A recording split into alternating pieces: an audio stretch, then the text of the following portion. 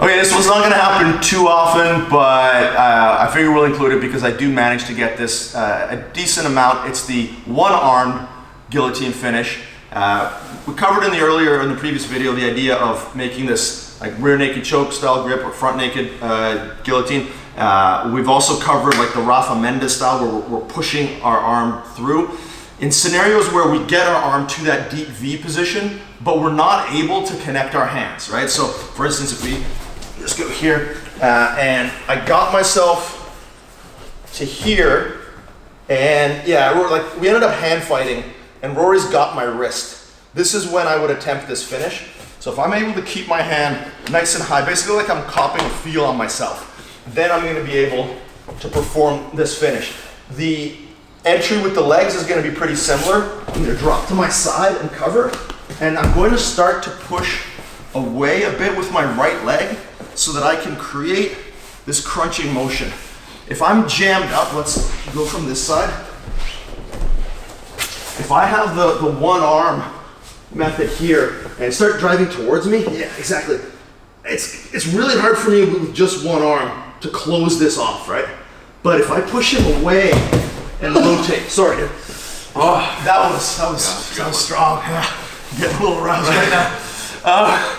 So if I manage to push my partner away, that's going to stretch his spine out and allow me again to access that lever at the top of his head to bend his head in.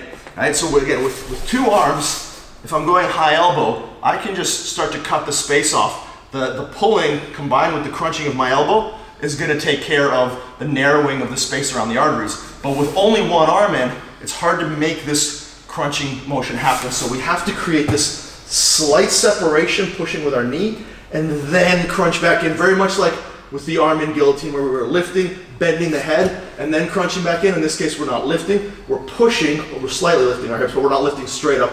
We're going on roughly that 45 degree to get our partner away, and then we're crunching into the space. And while he's hand fighting, we'll try to do this as gently as possible. So I got my hand high. Additionally, if his shoulder pulls away, we need to be aware that this space on this side is opening up. So if we come back, when I'm pushing him away and I'm crunching, you'll notice my rib cage is coming up. I'm still going to be trying to do this, and now I start to crunch in. So I want to make sure that I'm following the shoulder. So I'm creating space with my right knee, and then coming up to make sure that I cut the artery off on this side. So I'm slightly coming up as I crunch in. Again, my partner will be hand fighting. The nice thing about the hand fight, I won't apply the choke pressure here, but the nice thing about the hand fighting scenario here is that if he's controlling my hand, if I just can't finish for whatever reason, I'm gonna break with my shin and either go to my underhook and flip my partner over, or I can go back to the high elbow. We're gonna go over some like hand trapping stuff in another video.